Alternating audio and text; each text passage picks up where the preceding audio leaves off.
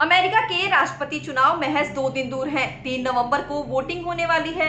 इस बार वोटर्स काफी ज्यादा प्रभावित हुए हैं, सिर्फ कोरोना की वजह से। कोरोना ने पूरे चुनाव प्रक्रिया को काफी ज्यादा प्रभावित किया है।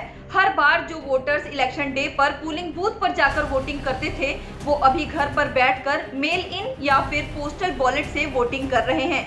इस राष्ट्रपति चुनाव में सबसे दिलचस्प बात यह है कि दोनों ही उम्मीदवारों ने अपने अपने प्रचार अपने तरीके से और काफी आक्रामक तरीके से किए हैं। लेकिन देखने वाली बात यह होगी कि दोनों उम्मीदवारों में से कौन विजेता बनता है। तो आइए आपको बताते हैं कि इन दोनों ही उम्मीदवारों के जीतने के लिए कौन से 5 ऐसे बड़े सवाल हैं जो आपके लिए जानने काफी अहम हैं।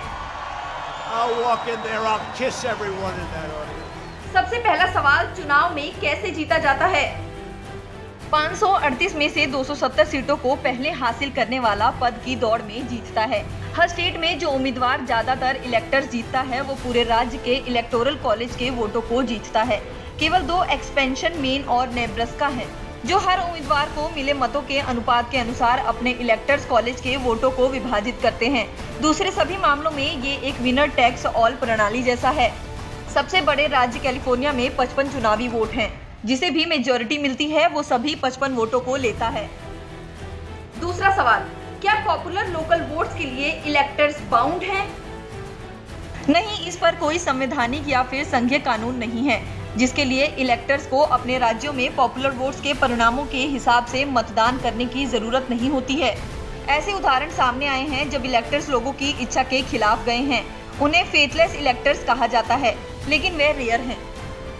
तीसरा सवाल, popular versus electoral votes. Electoral college system आमतौर पर लोगों की इच्छा को दर्शाता है, लेकिन मेजॉरिटी ऑफ पॉपुलर वोट जीतना संभव है और मेजॉरिटी ऑफ इलेक्टोरल वोट जीतना संभव नहीं है। अमेरिकी चुनाव में इतिहास में 5 ऐसी जीत हुई हैं जहां राष्ट्रपति पद के उम्मीदवार ने पॉपुलर वोट खो दिया, लेकिन इलेक्टोरल कॉलेज जीता। सबसे हालिया उदाहरण 2016 का आखिरी चुनाव था जब डोनाल्ड ट्रंप ने इलेक्टोरल कॉलेज जीता था, लेकिन हिलैरी क्लिंटन, उनके डेमोक्रेटिक प्रतिनिधि, ने पॉपुलर वोट जीता था।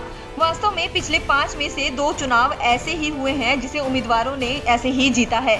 सन 2000 में जॉर्ज डब्ल्यू बुश ने डेमोक्रेट्स उम्मीदवार अल गोर के खिलाफ जीत दर्ज की थी।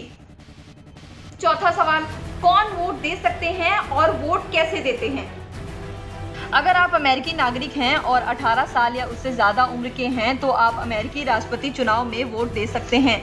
हालांकि कई राज्यों ने ऐसे कानून बनाए हुए हैं कि मतदाता को वोट से पहले अपनी पहचान संबंधी दस्तावेज दिखाने होंगे। रिपब्लिकन पार्टी का इस कानून पर खास जोर है क्योंकि उनका मानना है कि वोट में धांधली को रोकने के लिए ये जरूरी है।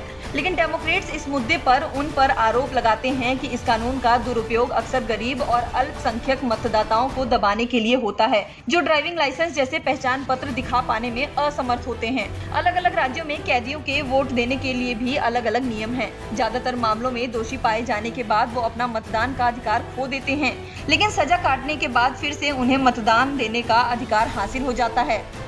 पांचवा और आखिरी सवाल, विजेता कब और कैसे कार्यभार संभालेगा। अगर जो बाइडेन जीतते हैं तो तत्काल ट्रंप को हटाकर उनकी जगह नहीं ले पाएंगे, क्योंकि कैबिनेट मंत्रियों को चुनने और योजनाओं को बनाने के लिए एक निश्चित समय सीमा निर्धारित होती है। नए राष्ट्रपति आधिकारिक रूप से 20 जनवरी को शपथ ग्रहण करते हैं। ये शपथ ग्रहण समारोह वॉशिंगटन डीसी की कैपिटल बिल्डिंग की सीढ़ियों पर होता है। समारोह के बाद नए राष्ट्रपति 4 साल तक अपना दायित्व निभाने के लिए व्हाइट हाउस की तरफ बढ़ जाते हैं।